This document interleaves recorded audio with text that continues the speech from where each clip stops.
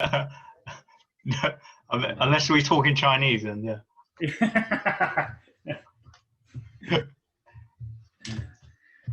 How'd you find the week then? Good, yeah?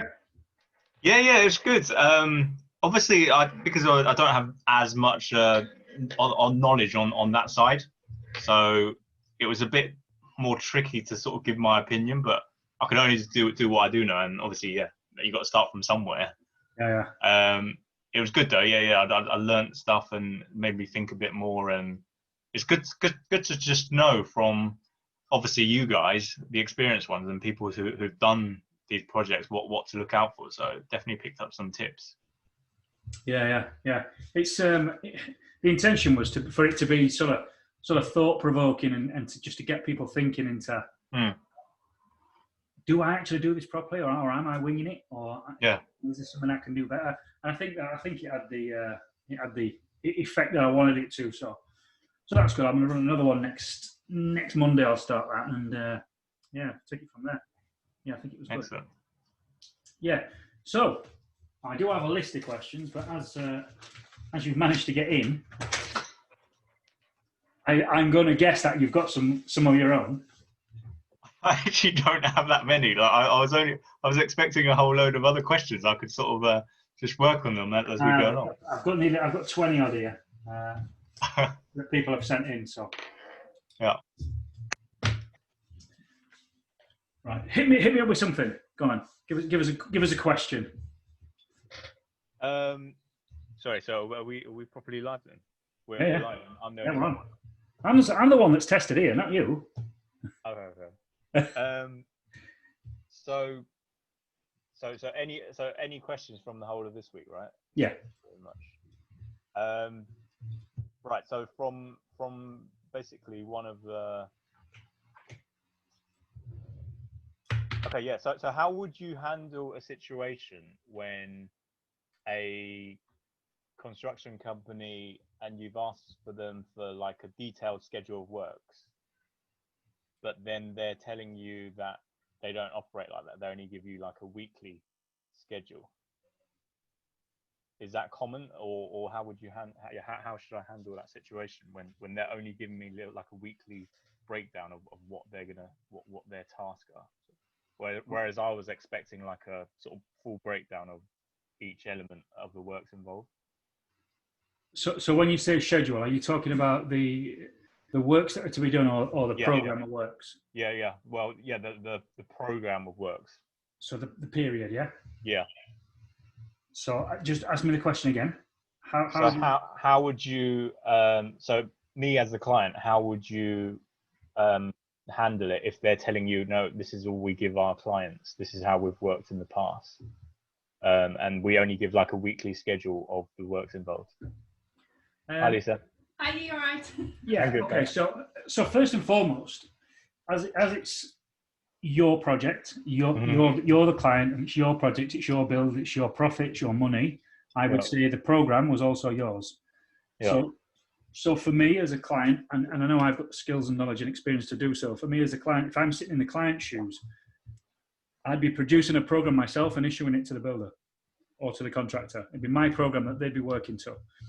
Yeah. You know, because if I've stacked up a deal and the profit and the output, everything else at the end of the deal is all dependent upon its delivery, and its delivery in a period, then that period needs to be owned by you as the client and the building owner. Yeah. You know, if you're letting the builder produce, manage, and deliver to their own program, there's no urgency. They've got there's no accountability for them to finish in your time period. It's going to be on them and in their period. So I would certainly be owning that program yourself, producing it yourself at least, owning it, manage it, and delivering it. You know, particularly if you're micromanaging trades as well, that's even more so needs to be yours. You need to know that when, for example, the spark is finishing and the plasterers are due in. You know, the plasterers that you've organised need to know when your spark is finished. Does that make sense? Right. Yeah. Sorry. I don't know if I made it clear. So they're the one who's project managing the whole project. So they're coordinating all the contractors going in. So they've only given, so they're arranging, when the plasterers go in or when the electrician goes in. So I'm supposed to be just like from afar back and just sort of telling them what I need. So is it normal for them to only give me like a weekly schedule, whereas beforehand I was expecting like a detailed day-to-day sort of schedule? No, they should be giving you a schedule, a program for the entire job. Yeah. You need to know when it's going to be finished ultimately. Because if you don't know when it's going to be finished, you don't know when you can refinance, pull your equity out, start your next one. How can they manage their own cash flow if they don't know when it's going to be finished? They are giving the whole detail, but so they're giving me the whole program, but it's not on a daily basis. It's on a weekly basis. Is that normal? So they're giving you a weekly program. Yeah, a weekly program. And what is it that you're wanting to see?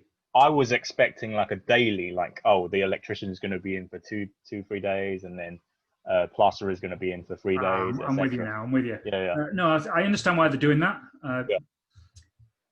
Totally. I totally understand why they're doing that. What advantage is it to you to know what the daily program is? Just because I would have thought that some works wouldn't have taken so long. So for me, it felt like, okay, they're obviously giving themselves a bit more breathing space. Mm-hmm. But for me, obviously, if I was managing the whole task, I wouldn't allocate like a whole week to maybe for the maybe like the second fix of electric. So whereas they probably blocked out a whole week for it. So from my point of view, especially like maybe doing like a first initial projects, I was querying, oh, how come you blocked out a whole week for that type of work? Mm-hmm. But then he's basically come back and said, that's how we deal with the client. So yeah, I understand now. I understand why they've done that as well, and that is certainly something that, I would probably operate that way as well personally. He will internally in his own business, he'll have a daily program, and his guys will know individually when they're due on what day, but that wouldn't be information I would share with you as the client. Yeah. Purely because I won't want you to show my ass if somebody was a day late. Just a phone call I don't need to have. Yeah. It's I would you'd be doing what, in fact, if it was me, I don't think I would even give you a weekly program, if I'm honest. Dependent upon the duration of the whole thing.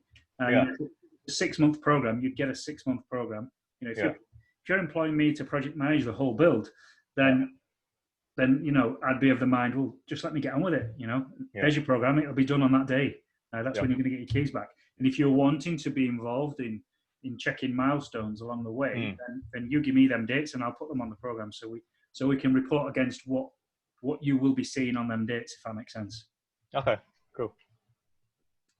Another question, and now that you talk on that point, you mentioned in one of the videos not to sort of obviously go in too often to sort of be on their back sort of thing. Yeah. What's the best way to actually sort of arrange it, like, and how often would you say is okay? Say, for example, it's a 12-week project.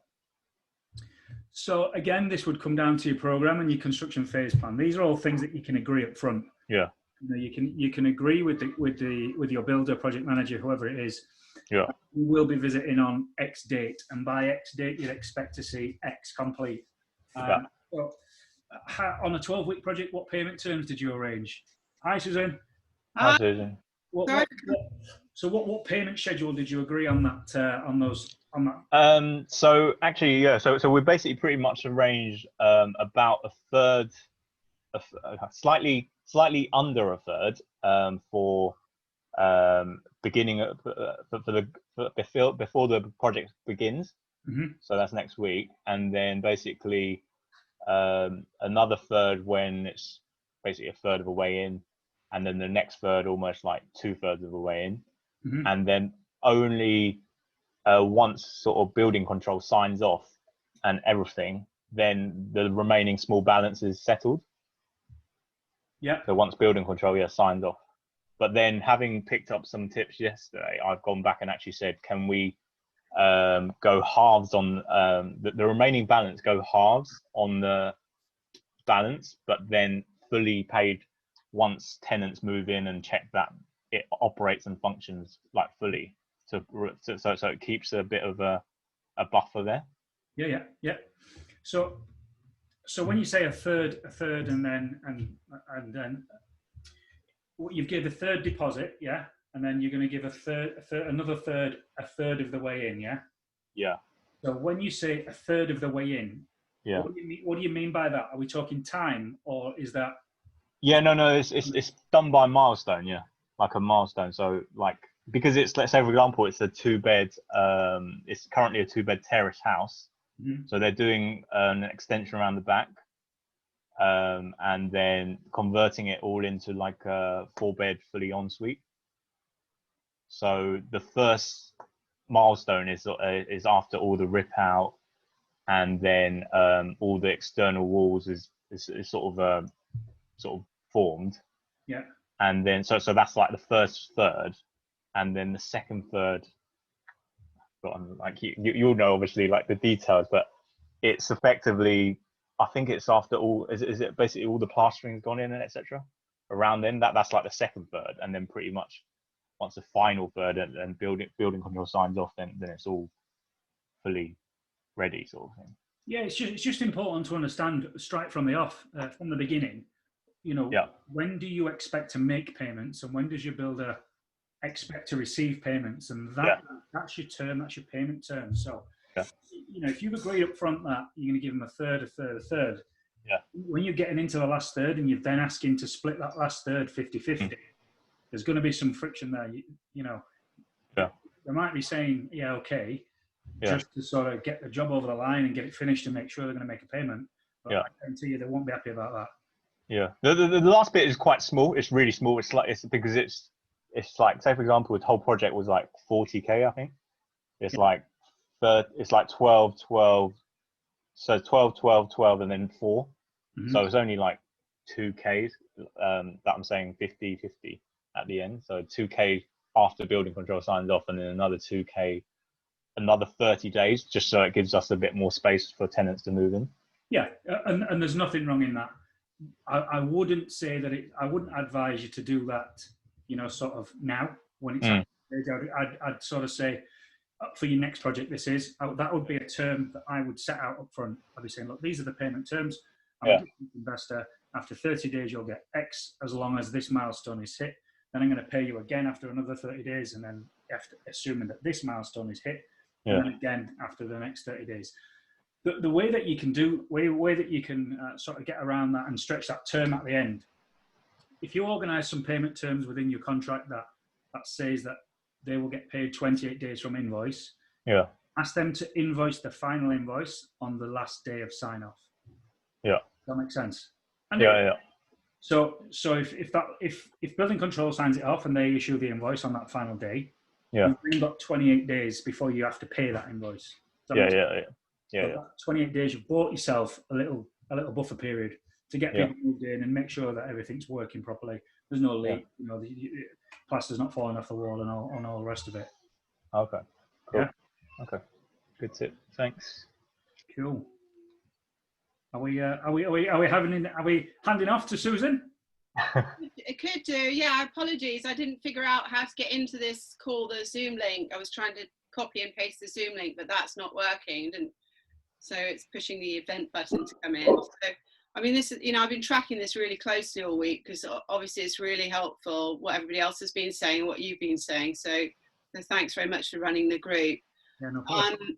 For me, this is a big deal. I'm just about to do 2 eco houses, and the GDV of them is just going to be short of 1.5 million. So there's quite a lot of cash involved. I own the land.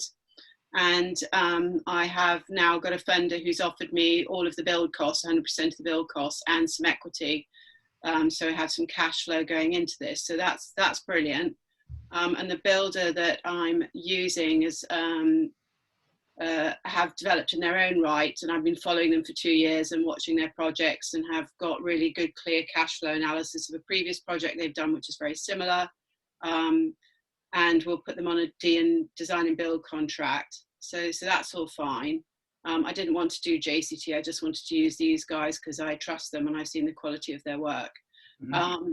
But I guess what this has flagged to me is that I need to be incredibly clear in the communication about how the payment schedules are going to work. I haven't been clear enough yet, and luckily we haven't quite started. But you know, I've done a cash flow forecast for the project of when all of the expenditures needed. I've gone through it with the builder. It was based originally on his projected cost for the various stages of the project and against a timeline. And I've put it all into a sort of spreadsheet. You know, ex-project manager here, loves a good spreadsheet. Not, but anyway, they're very practical, they're very useful. And I've gone back and said, look, do you concur with this? Does this make sense to you? Is roughly how it's going to work? And he's gone, yeah, but we might have to finesse a bit of money here and finesse a bit of money there. And I'm like, fine. But what I really want to know is when you're going to need the cash. And obviously we've got a QS involved because it's a big funder and they're lending well over 500,000, in fact 700,000. So they're going to have their QS come to site and sign off each of the stages, and I'm going to meet the QS probably in the next couple of weeks. So really, I guess what I'm trying to understand is how to best manage the whole payment process and be very clear with my builder up front. Like, they've done this before, so they're not unused to working with funders. They've worked with Lend Invest before, and they understand the whole QS process and signing stuff off. So they're more experienced than me, thank goodness, because that's why I've got them involved in the project. But I guess what I'm a little bit concerned about is how to make sure that we sequence in the QSs signing off the stages at the right point and then pay the builders at the right point, so there's no sort of cash flow issues for them. They haven't been as transparent as I'd like them to be about how we're going to pay for the labour costs, because, you know, clearly their guys get paid weekly and they've just sort of gone, oh, don't worry about that. But of course, you know, I'm responsible. I do worry about it. I don't want anybody to be out of pocket.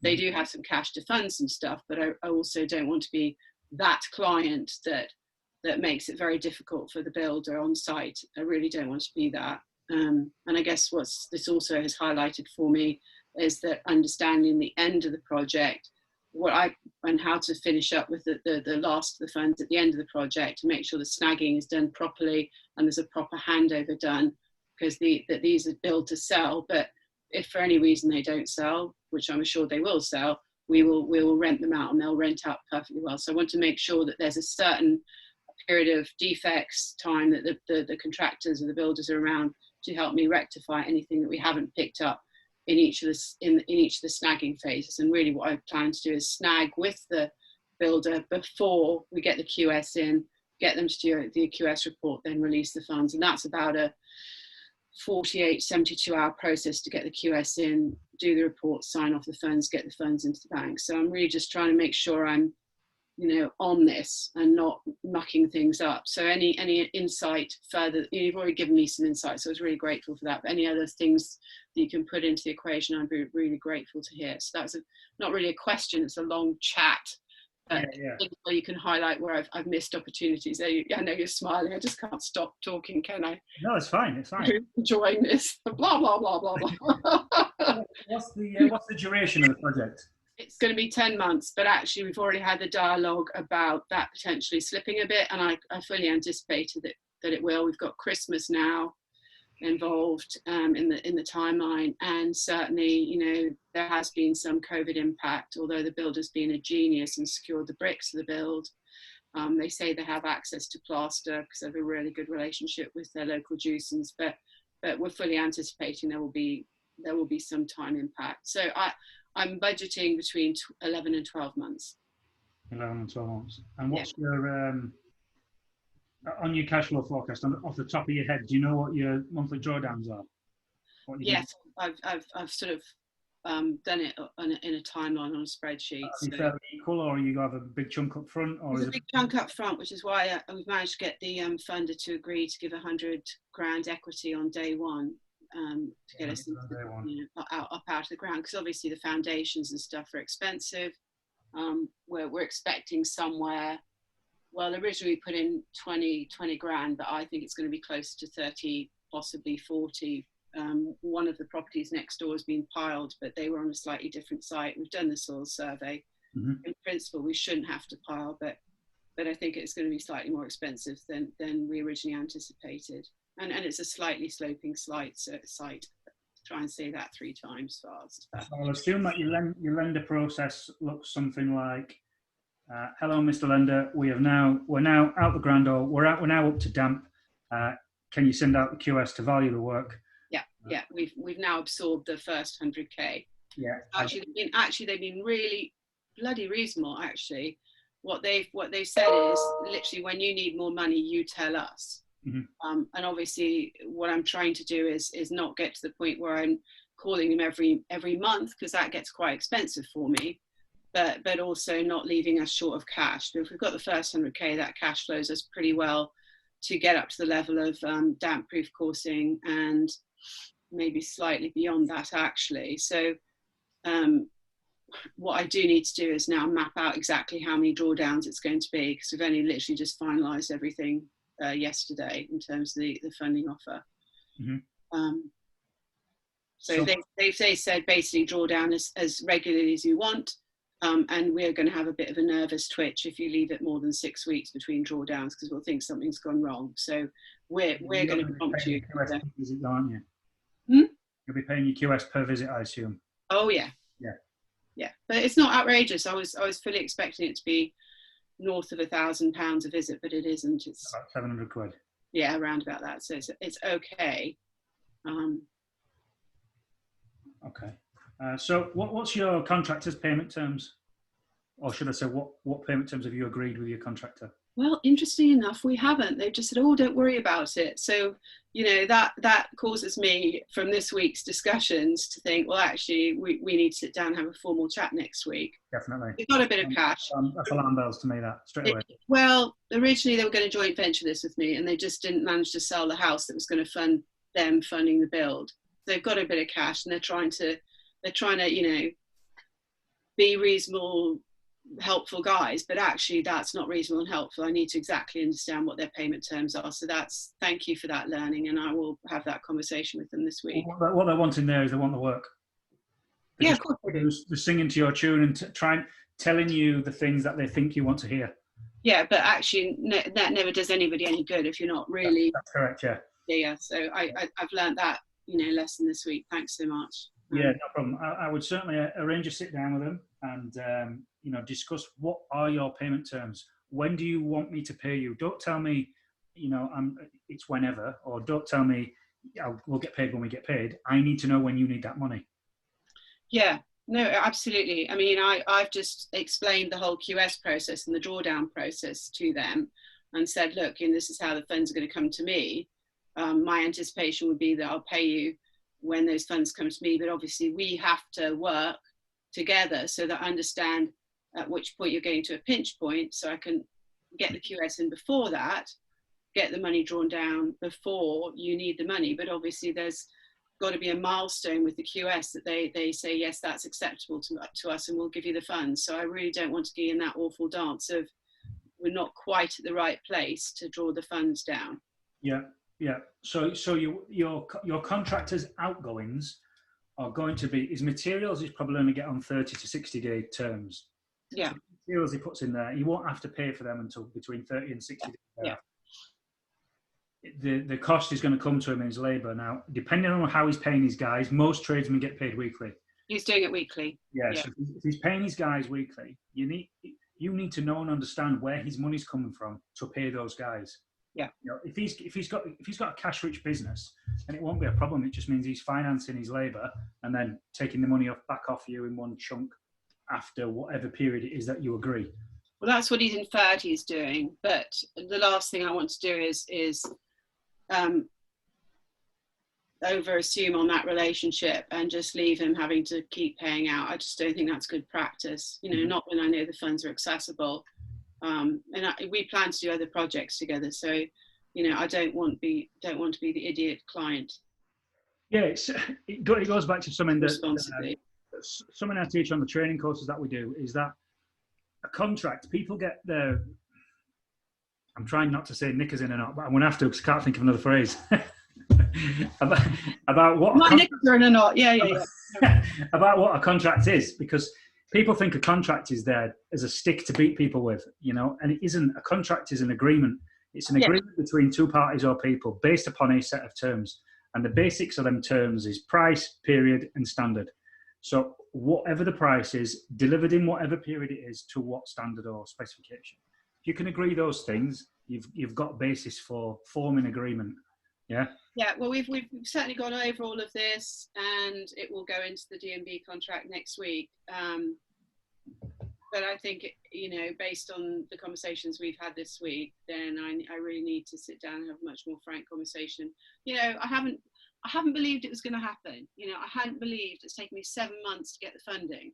I cannot tell you how challenging it's been, which is ridiculous, seeing as I own the land. So I kind of hadn't believed it was going to happen. So now that I think it looks like the funding is going to come through, we have to sit down and have these detailed discussions in more, you know, because we do have the price, we do have the period, we do have the standard agreed, but clearly I need to go into more detail. So I'm not relying on his cash flowing everything unreasonably, and I don't want to do that.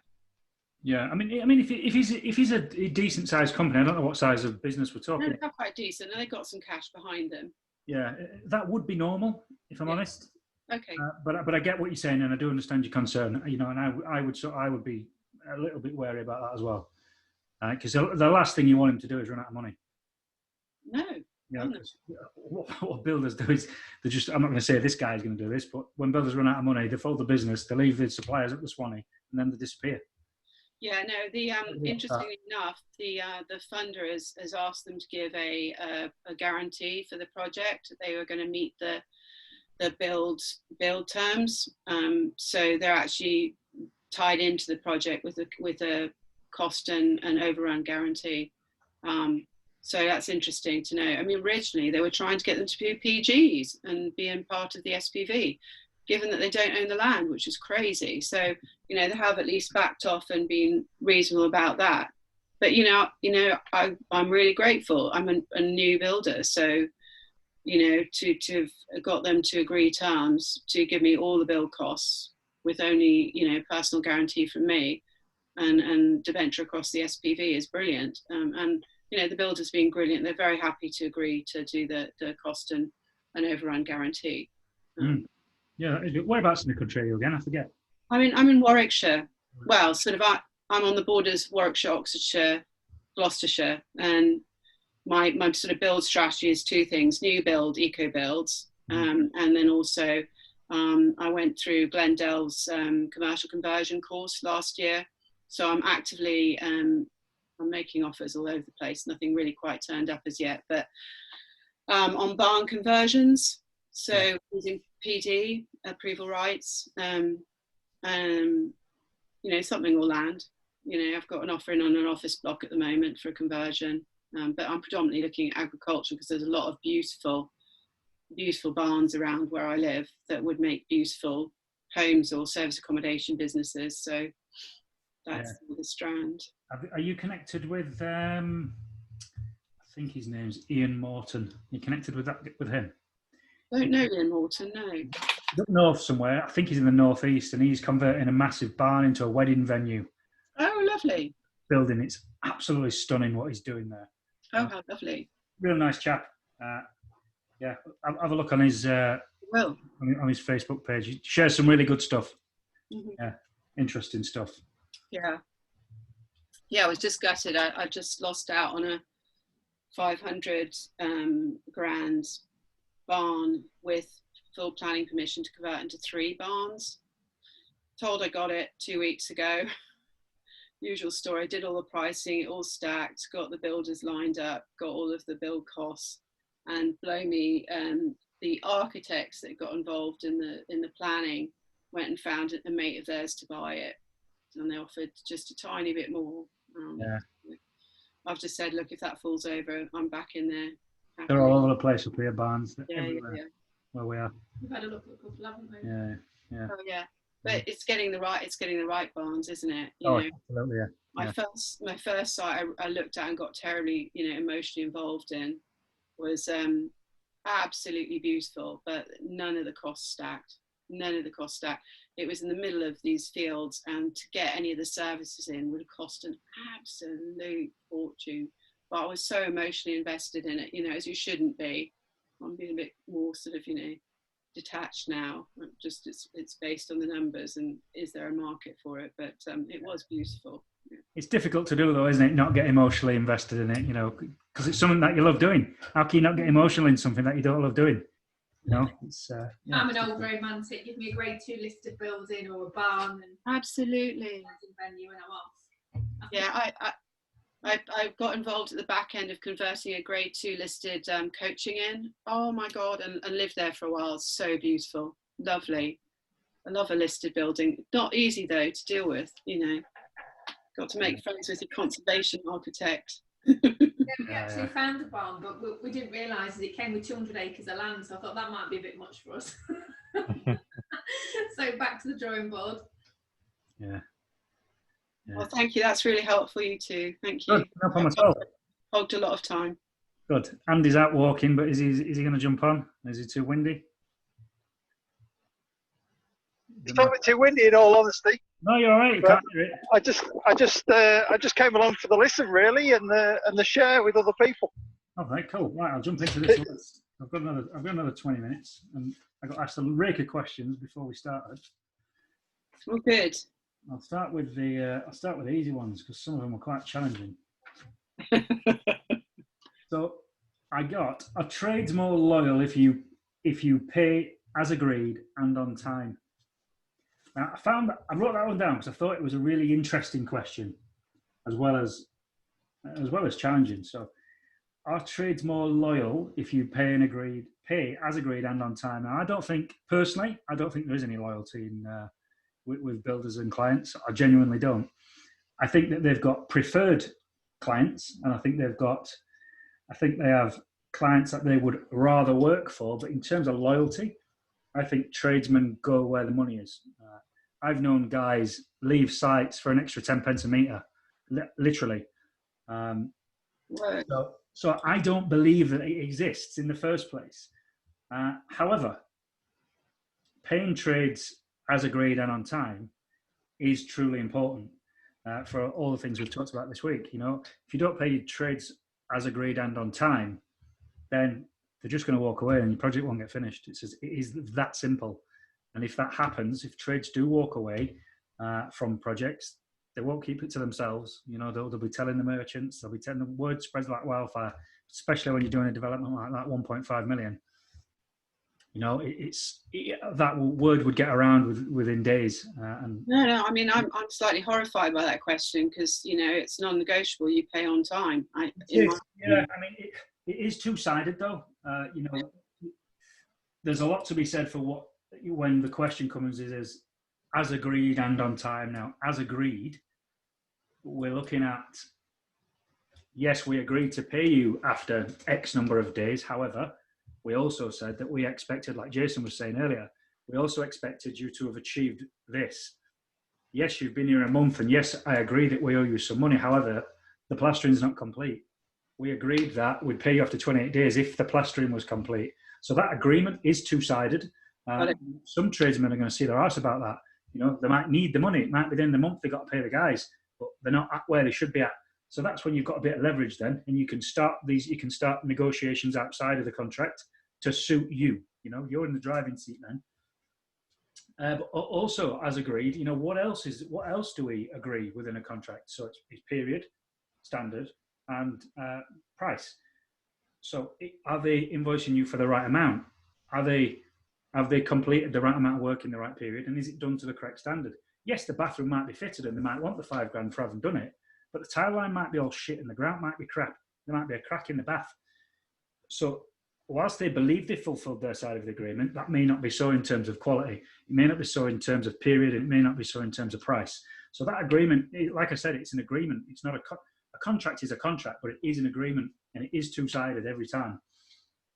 So that's why I found it quite an interesting question. I thought, I didn't truly understand why we was talking about loyalty when it came to payment. I don't think the two things sit one aside one another. And then the same person asked, why are shitty contractors taken on? Now, also an interesting question, because what makes them shitty is the first thing that I would ask. what is it that makes that contractor shitty? It's usually because, it's the thing I always say, the client's expectation hasn't been met. That is when we start calling contractors shitty. Now, what was your expectation in the first place? Why are you defining them as shit? Is it because they've charged too much? Is it because they've took too long? Or is it because the standard hasn't been met? The three key cornerstones of the project. Now, so which of those three things is it that they have done to make you believe that they are shitty? So if your expectation hasn't been met, then did you communicate that expectation in the first place? Did you tell them that you expected that project to be finished in 4 weeks? Did you tell them that that was the budget? And did you tell them that that was the standard and specification that you expected to see at the end of the job? Now, if you did communicate all those things and they still haven't delivered, which to be fair is unlikely, it's very rare that I see a well-documented, well-communicated contract executed and then the contractor still be shit at the end. It's usually because the expectation's not been met. And usually that expectation was never communicated in the first place.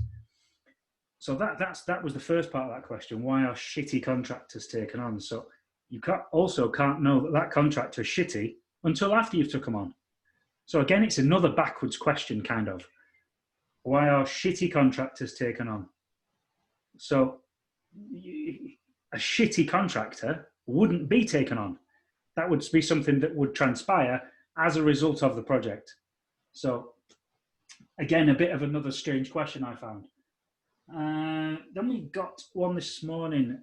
Can you tell me the pros and cons of working with investors that are or were tradesmen? Now, for me, I see no cons with that.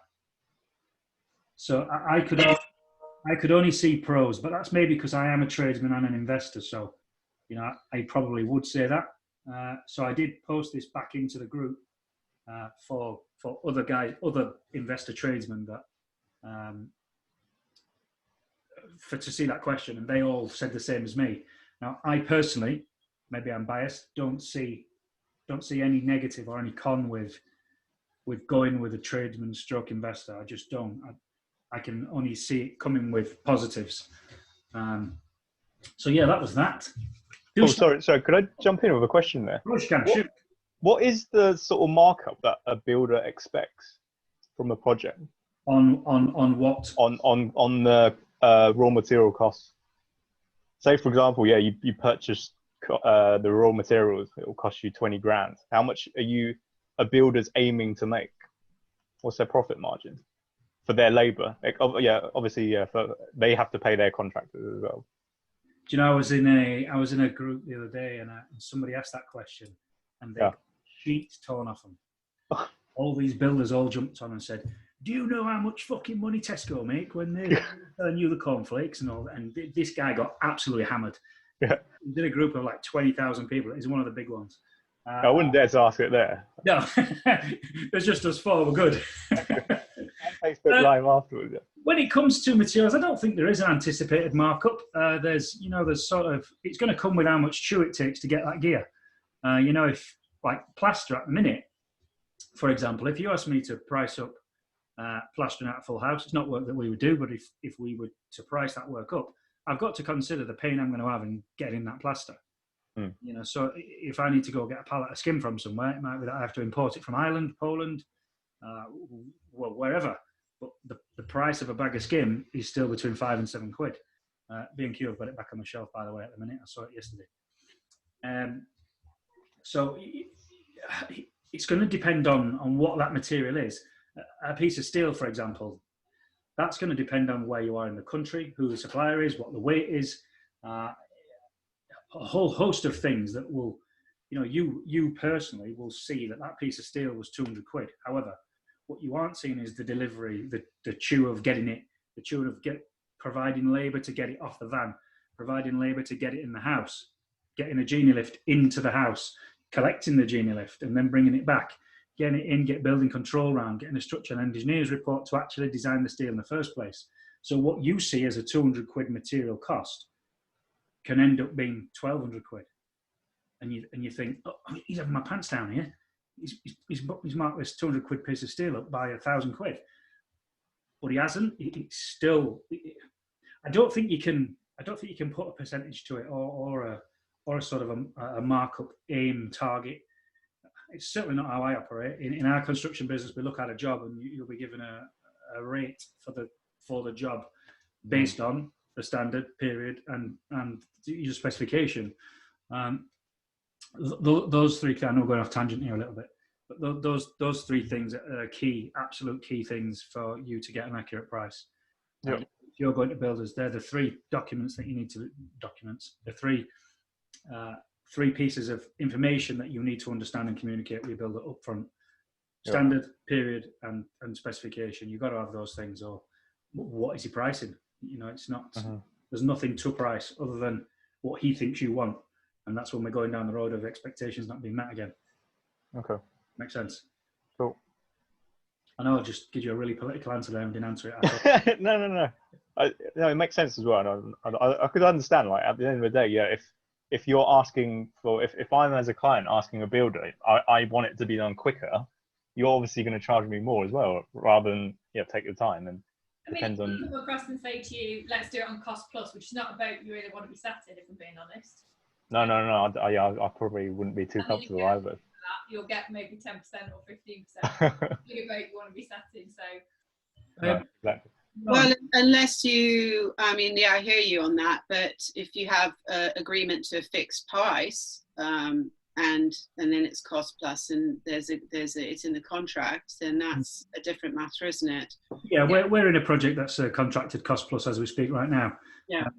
But we're in that because the client's been put in an impossible position where he cannot produce a specification and he cannot produce a program or a standard, because he doesn't know what the position is of the house. Just to give a bit of background on it, one builder's been in and started, and he's done a portion of the work that we don't believe is right. So until we start pulling that out, we don't know what we're going to come up against. So therefore, we can't give him an upfront price. So he's in a difficult position, which is, I do feel for the guy, to be fair. But we've just got to work with him. We know what his budget is. So he's provided us a budget, he's provided us a set of drawings, so a standard, and we know what his end game is. We know what he wants to achieve, so we can work with him on that, which is, it's not an ideal position for him to be in, but he's stuck between a rock and a hard place, really. It's really difficult though, isn't it, if you go in and take over a project that's fallen over. I had to help sort of recover my sister's kitchen and back extension of her house, and she unfortunately had a builder in that took a lot of money off her and then did a runner, and even though he was recommended on Federation of Builders or whatever it was, and then at that point it was really impossible to determine how much was undone when we got the recovery builders in, and that became very expensive for her, because the only people I could find to come in were charging a day rate. So that's horrendous, really. It's got done, but it was a horrible situation to try and recover from. Yeah, that's a difficult one. He's in the same position, and a builder took a chunk of money off him, and I don't know the full story, but it looks like it literally looks like one day they just down tools and left. Really strange. There was tools on site. There was actually 30 bags of plaster on site, which is unbelievable, and it's still there now. Yeah. That's gold dust. That's gold dust. I'm not giving anybody the address because I might go and have it away. I think Alex has just joined us as well there. We'll say a car seat, but well, he is on. So yeah, if whilst I'm talking, it triggers any other questions, just shout in, and because these are really, I get these.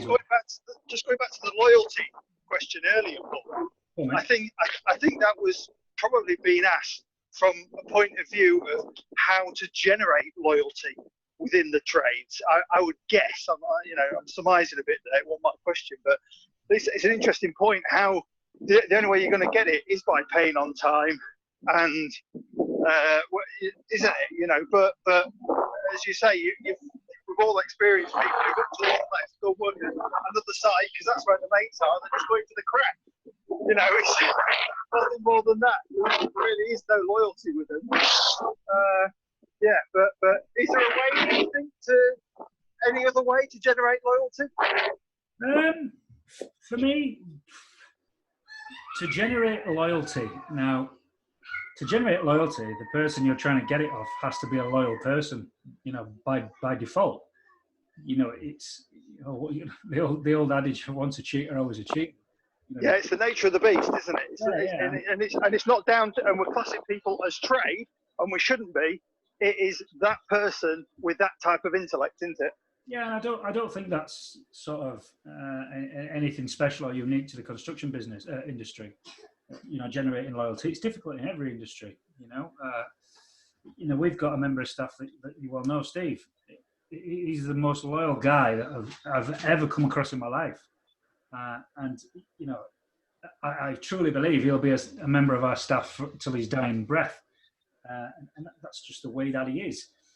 Loyalty in terms of other people, I don't think it is something you can generate personally. I think that loyalty is an innate trait. You either have it or you don't. I don't think that it can be generated. That's only my opinion. It's a good thing to keep in mind, isn't it? You're not going to teach old dog new tricks kind of thing. Just when they turn up on site and that's what they've been like in the past, you've got to be prepared for it. Yeah, I mean, is it loyalty that we truly want to generate? Is that the right word? What are we looking for when we say loyalty? What is it? What's the output of having loyalty in our trades?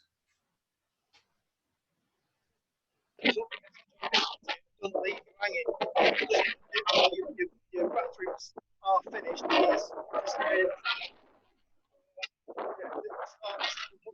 Before getting yours finished, because you've paid him that part payment. As per the agreement. Well, we can't hear you, Andy. It's too windy, mate. Okay.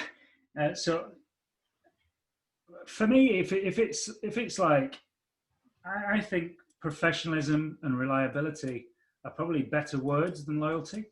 You could be loyal, but you could be shit. You can be loyal and you could still overrun. You could be loyal and not have your house in order. You could be loyal and not understand contracts and programs and your running costs. And not understand agreements. Things that I just don't think it's a necessary word for trades. But personally, it's just my opinion. It's not something I would look for in a tradesman. I wouldn't look for loyalty. I'd look for professionalism. I'd look for cleanliness, tidiness. How they put themselves across. Safety. I suppose I should get that in. I look for things like: are you rocking up in a sign-written, clean, newish van, or are you turning up in your dad's rusty old Kia Pride, and you get out and all the tins of paint fall out the back door? Funny how that description came straight off the tongue, because it's actually happened. But it's for me, the two things: people I want representing my business aren't people that pulling up in Kia Prides and door falls off when they get out and things like that.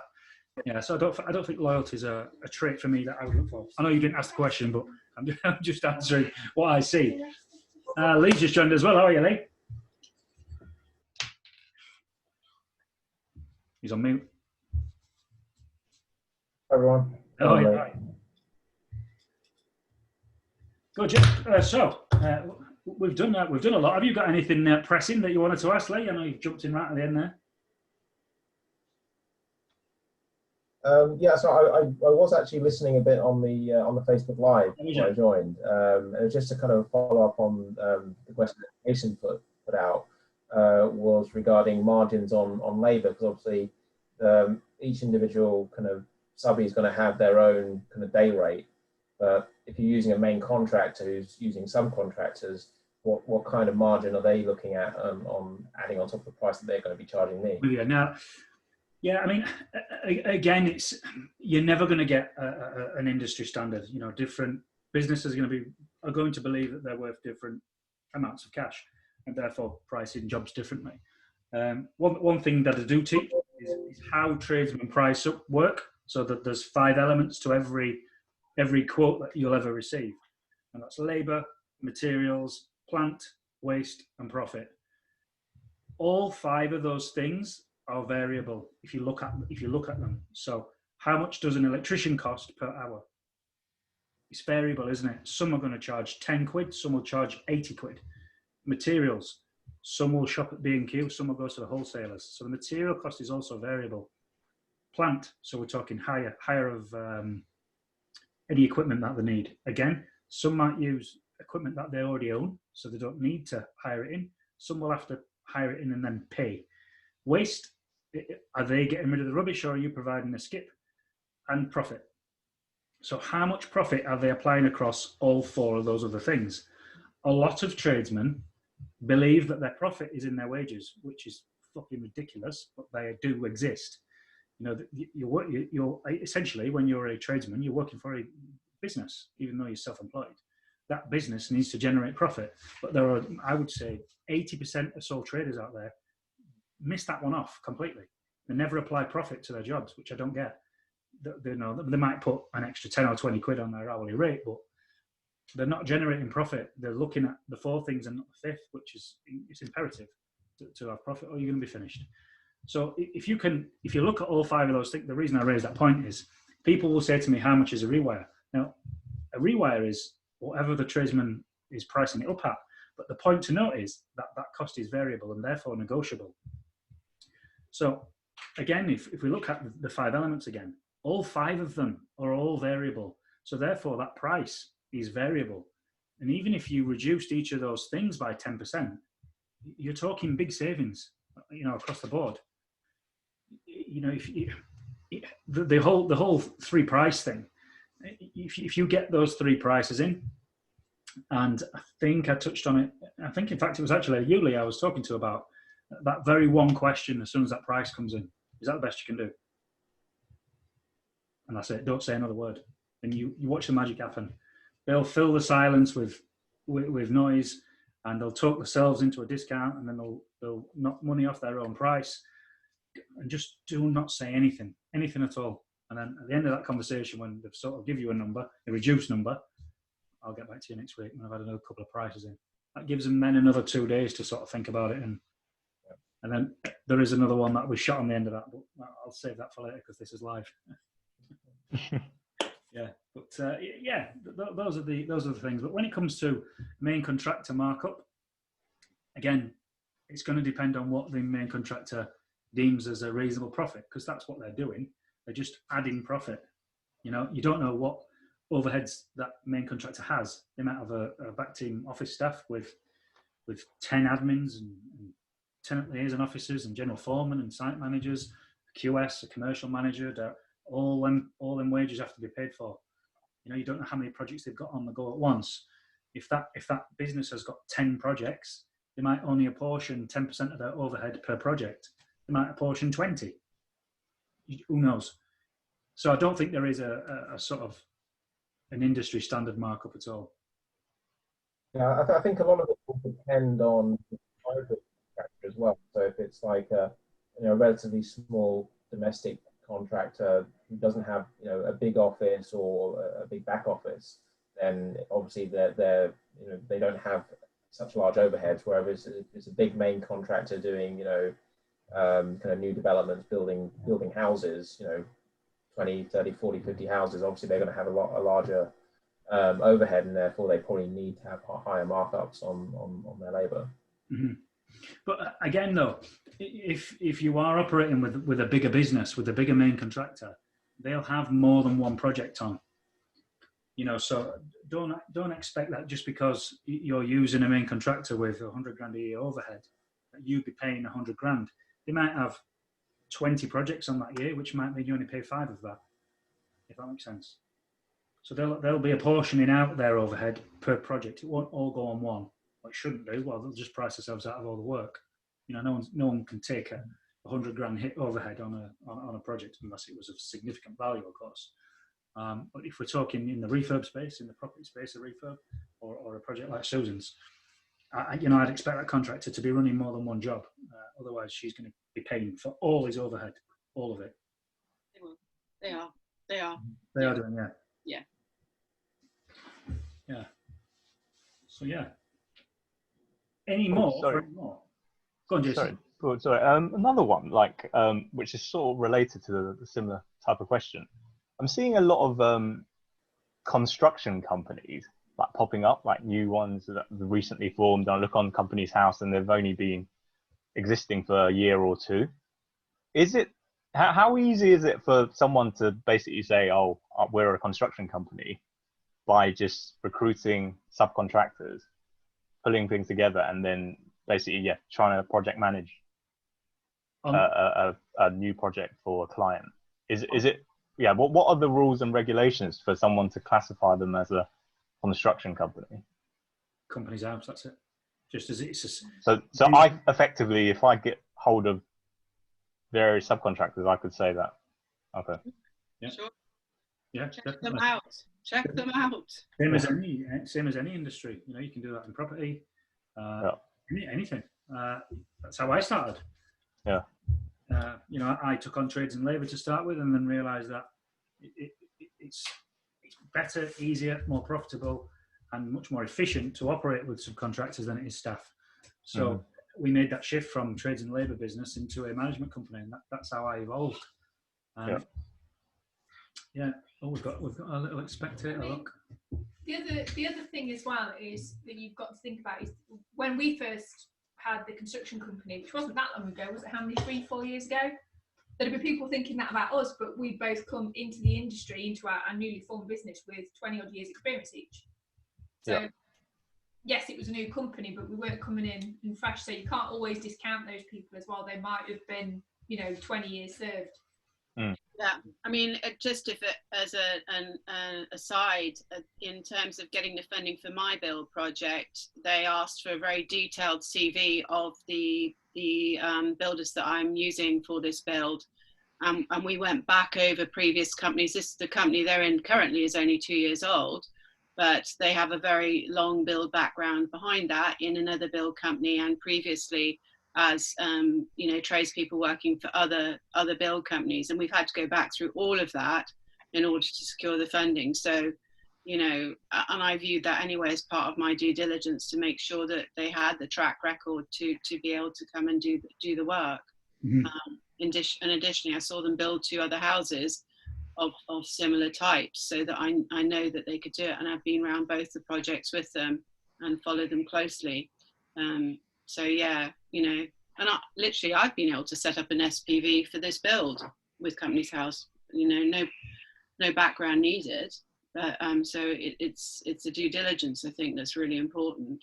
Yeah. It's who they employ as well. I mean, the other thing is somebody that knows nothing who sets up a business could also employ the right people to run that business for them. So it's just like you say, you just got to do your checks. Do your checks on everyone. Brilliant. Yeah. Right. Thank you, really useful. Thank you. Good. Glad to be of assistance, and hope you enjoyed the week and tonight. Yeah, all great stuff. Excellent. Thanks so much, Phil. No worries at all. Anything else you need from us? Really appreciate it. Thanks, guys. Thank you. See you later. Cheers.